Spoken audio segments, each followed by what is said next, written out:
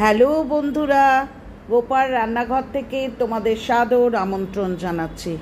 বন্ধুরা, এই গরমকালটায় খাওয়ার একটু অসুবিধা, তার কারণ হচ্ছে একই ধরনের সবজি তো, আর মাছও ততটা শীতকালের মতো টেস্টফুল হয় না, এই জন্যে প্রত্যেকেরই খাওয়ায় একটা অনীহা ধরে। তো এই সময় কিন্তু প্রত্যেকের বাড়িতেই কিন্তু বাটা বা ভর্তা এগুলোর ডিম্যান্ড বাড়ে। আমার বাড়িতে তো খুবই, এবং বর্তমান জেনারেশন যারা অল্প বয়সী ছেলে মেয়ে, তারা ডালনা ছেচকি এগুলোর চাইতে কিন্তু তারা এই বাটা বা ভর্তা এগুলো খেতে ভালোবাসে। করতে কতটা ভালোবাসে জানি না, কারণ সময় সাপেক্ষ ব্যাপার, সেটা তাদের পক্ষে মুশকিল, কিন্তু তারা কিন্তু খেতে ভালোবাসে। সুতরাং বন্ধুরা, আমি গরমের সবজি আজকে সেই ঝিঙে বাটাই বলো আর ঝিঙে ভর্তাই বলো, সেটা করে দেখাচ্ছি। প্রথম ঝিঙেটাকে ধুয়ে নিয়েছি, দেখো খোসা রেখে কিন্তু আমি খোসাগুলোকে ছাড়িয়েছি। তারপর যেটা কেটেছি সেটা দেখো খুব পাতলা পাতলা করে ফাইনলি চপ করেছি, যাতে মিক্সিতে দিলে খুব সহজেই কিন্তু পেস্ট করে নেওয়া যায়। ঠিক আছে, তো আমি ছোট ছোট করে আমি দুটো কাঁচা লঙ্কা দিয়ে আমি কিন্তু এই ঝিঙেটা বেটে নিয়েছি। কড়াইতে 3 চামচ সর্ষের তেল দিয়ে 3টে শুকনো লঙ্কাকে কিন্তু বেশ মচমচে করে, অর্থাৎ বেশ কালো দেখতে হয়ে যাবে এই অবস্থায় কিন্তু শুকনো লঙ্কাগুলোকে ভেজে নিলাম। ভেজে যখন শুকনো লঙ্কাগুলো বেশ মচমচে ভাজা হয়ে যাচ্ছে, তখন কিন্তু আমি তুলে নেব। এবার বন্ধুরা, তোমাদের প্রশ্ন আসতে পারে যে এই শুকনো লঙ্কাগুলোকে তুলে নিলে যে এগুলো কি করবে, পরে আমি সব তোমাদের দেখাবো। ঠিক আছে, পর্যায়ক্রমে আমি সবই তোমাদের দেখাবো বা বলবো। তো 3টে শুকনো লঙ্কা এই কড়াই থেকে তুলে নিলাম। একটু অসুবিধা হচ্ছে, কেন বুঝতে পারছি না, যাই হোক।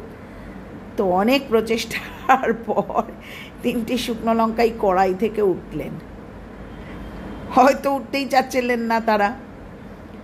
তো এরপর আমি 1 চামচ ভরে কালো জিরে ফোড়ন দিলাম। কালো জিরেটার থেকে যখন বেশ সুন্দর একটা গন্ধ, ভাজার গন্ধ বেরোচ্ছে, সেই সময় আমি পেঁয়াজ দিয়ে দিলাম। বেশ বড় বড় সাইজের 2টো পেঁয়াজ কুচিয়ে নিয়েছি, সেই পেঁয়াজগুলো কিন্তু ভাজতে দিলাম। আগে আমি পেঁয়াজটাই দিয়েছি।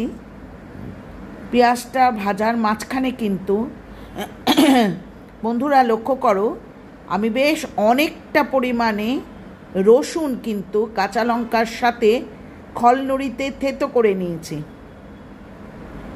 দেখতে পাচ্ছ, এরপর আমি কিন্তু রসুনটা দেখো, এই দেখো কাঁচা লঙ্কার সমেত কিন্তু খলনুড়িতে থেতো করা রসুন অনেকটা পরিমাণে, সেটাও কিন্তু পেঁয়াজের সাথে খুব ভালো করে ভেজে নেব।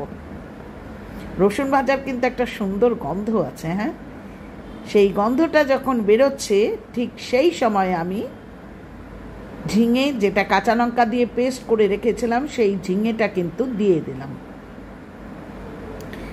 বন্ধুরা, এরপর কিচ্ছু দিতে হবে না, 1 চামচ নুন, 1 চামচ হলুদের গুঁড়ো এবং 1 চামচ লঙ্কার গুঁড়ো। এখানে একটা কথা তোমাদের বলি, এটা কিন্তু একটা ছোট্ট টিপসই বলতে পারো। ঝিঙেটা যখন জলটা শোকাবে, তখন কিন্তু অবশ্যই ঢাকা দিয়ে শোকাবে, সিমে করে নেবে, নিয়ে ঢাকা দিয়ে শোকাবে। কেন বলছি, ঝিঙে কিন্তু যখন শোকাতে নেবে, তখন জলটা কিন্তু ওই তালের মতো, তালের ক্ষীর করার সময় যেমন ফটফট করে কিন্তু হাতে ছিটকে পড়ে, ঠিক সেরকম পড়তে থাকে। এই জন্যে সিমে করে ঢাকনা দিয়ে বেশ কিছুক্ষণ ধরে জলটাকে শোকাবে। দেখো, ব্যালেন্স হওয়ার জন্যে না একটু চিনির প্রয়োজন। যে যাই বলো না কেন যে চিনি দেওয়ার দরকার নেই, হয় চিনি দাও নয় গুড় দাও, কিন্তু একটু মিষ্টির প্রয়োজন রয়েছে, নাহলে ভীষণ খাড়া খাড়া লাগে যে কোনো সবজি, যে কোনো জিনিস। তো এবার আমি অল্প করে কিন্তু চিনি দিয়ে ভালো করে নেড়ে চেড়ে শুকিয়ে নিলাম, একদম খটখটে। এবার দেখো শুকনো লঙ্কাগুলোর ভূমিকা কী। একটা ডেকোরেশনের জন্য ব্যবহার করেছি ওপর থেকে, আর দুটো কিন্তু বেশ গুঁড়িয়ে কিন্তু ওই ঝিঙে বাটা বা ঝিঙে ভর্তার মধ্যে দিয়ে দিয়েছি। গরম ভাতে জাস্ট খেয়ে দেখো, কোনো কাঁচা তেল সংযোজনের দরকার নেই। তো এই হলো আজকে ঝিঙে বাটা বা ঝিঙে ভর্তা। পরের দিন ফিরবো আবার নতুন কোনো আইটেম নিয়ে। পুরনো বন্ধুরা তোমরা বড্ড ভালোবাসছো, বড্ড ভালোবাসা দিচ্ছ, এত ভালো কমেন্ট করছো, যা আমি সত্যি রিয়েলি আমি গ্রেটফুল। নতুন বন্ধুরা চ্যানেলটা সাবস্ক্রাইব করে পাশে থাকো, বেল আইকনটা প্রেস করো, আর ফুল ওয়াচ করো, ছোট ছোট ভিডিও ফুল ওয়াচ করো, লাইক করো, কমেন্ট করো, শেয়ার করো। আর একটা কথা হচ্ছে যে ওয়াচ টাইমটা তো এখন দরকার, সুতরাং ফুল ওয়াচ করার চেষ্টা করো। আজ আসি, টাটা, ভালো থেকো।